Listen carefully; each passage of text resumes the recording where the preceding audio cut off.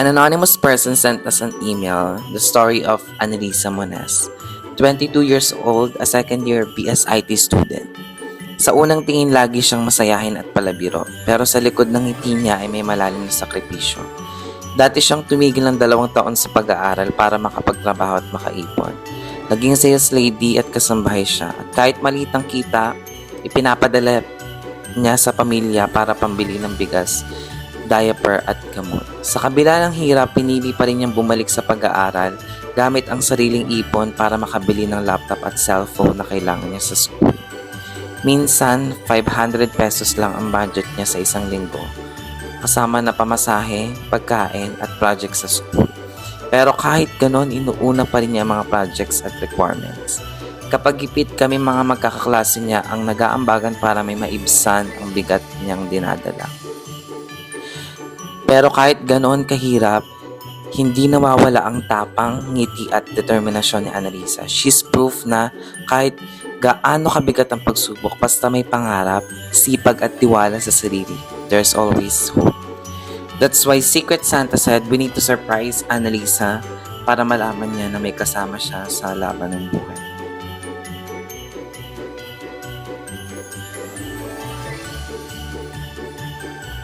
Merry Christmas and Happy Holidays, Pilipinas. My name is Kyle. I'm here with CJ and Nicole as a cameraman.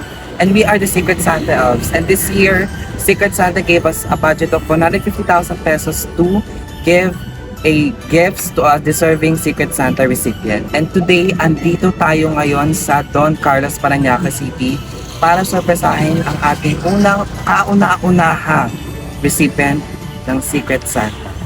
Tara, samahan niyo kami.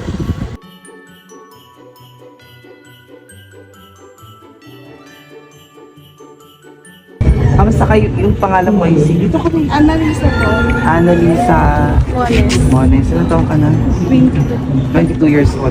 Sabi sa sulat sa amin, ikaw na ay working student. Paano mo nang pagsasabi? Kasi for sure mahirap yun. Mahirap po talaga. Lalo na kapag may early class, gano'n. Tapos yung pasok ko po is 9 ng gabi to 5 ng madaling araw. Tapos ano yung trabaho mo? Sa po, yung tagalinis sa mga condo, sa mga kwarto-kwarto. Magkano kinikita mo? Let's say for example, isang Ay, hindi po. Every month po. Okay. So monthly siya. Magkano kinikita mo? Sa isang araw po, yung sahod ko po is Tapos paano mo napagkakasya yun? Kasi diba nagtatrabaho ka, nag-aaral ka. At nabasa rin namin sa email na nagbibigay ka pa sa pamilya. sa family ko naman po, sabi po ng parents ko, itigil ko na po din yung pagpapadala. Ganun. Nung nagpadala ko, matagal na po yun nung nagpadala po ako sa kanila. Tapos pinatigil po nila ako kasi po, sabi po ng parents ko na mag-iipon ako kasi nag-aaral nga. Tapos ayun, sabi nila na ipunin ko na lang para sa pag-aaral ko. Actually, kaya kami nandito dahil gusto kong service sa kanila at yung secret sa ayan, yan ako. So, tayo nakita niya actually.